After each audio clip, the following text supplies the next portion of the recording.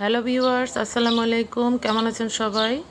Marinate করব মাংসগুলো ধুয়ে মুছে পরিষ্কার করে ধুয়ে মুছে নিয়েছি, ভালো করে কেটে নিব। নিয়েছি টক দই, এলাচ, দারচিনি গুঁড়ো, গোলমরিচ গুঁড়ো, জয়ফল যকৃৎ গুঁড়ো, লেবু, টমেটো সস, লেবুর রস, টমেটো সস, তারপর নিয়েছি মরিচ গুঁড়ো, আদা রসুন বাটা, ডিম, চিনি, সয়া সস।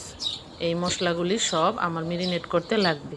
মাংসগুলোকে ভালো করে কেটে নিয়েছি। এখন সবগুলো মশলা একসাথে নিয়েছি আদা রসুন পেঁয়াজ পেস্ট, লেবুর রস, এলাচ দারচিনি গুঁড়ো, জয়ফল যকৃৎ গুঁড়ো, মেথির গুঁড়ো, তারপর নিয়েছি মরিচ গুঁড়ো, জিরার গুঁড়ো, ধনিয়ার গুঁড়ো। এবার টক দই দিয়ে দিব।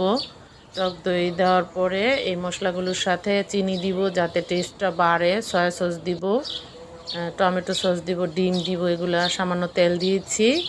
এই মশলাগুলো সব একসাথে আমি মেখে নিব মেরিনেট করার জন্য।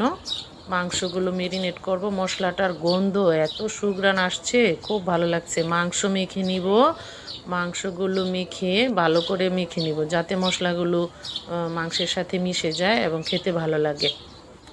মাংসগুলো সারা রাত মেরিনেট করার জন্য ফ্রিজে নর্মাল টেম্পারেচারে রেখে দিব। এবার মাংস ফ্রাই করার জন্য প্রস্তুত। মাংসগুলো মেরিনেট করা হয়ে গেছে। এখন হাই ফ্লেমে রেখে ফ্রাই প্যানটাতে মাংসগুলো বিছিয়ে দিব।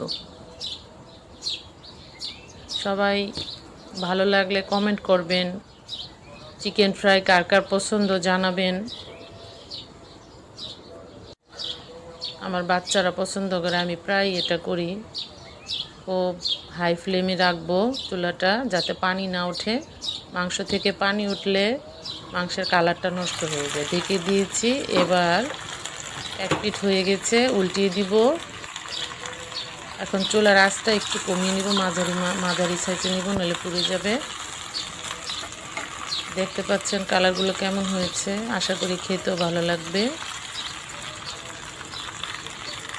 এখন মিডিয়াম আঁচে রাখবো চুলাটা, ভেজে নেব। আধা ঘন্টার মতো সময় লাগবে এটা ফ্রাই হতে। ঢেকে ঢেকে করলে তাড়াতাড়ি মাংসটা সিদ্ধ হয়, জুসি হয়, খুব টেস্ট লাগে।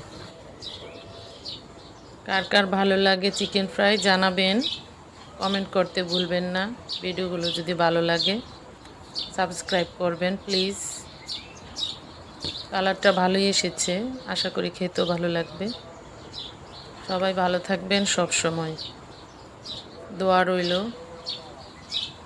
আমার চ্যানেলটাকে সাবস্ক্রাইব করে দেবেন প্লিজ।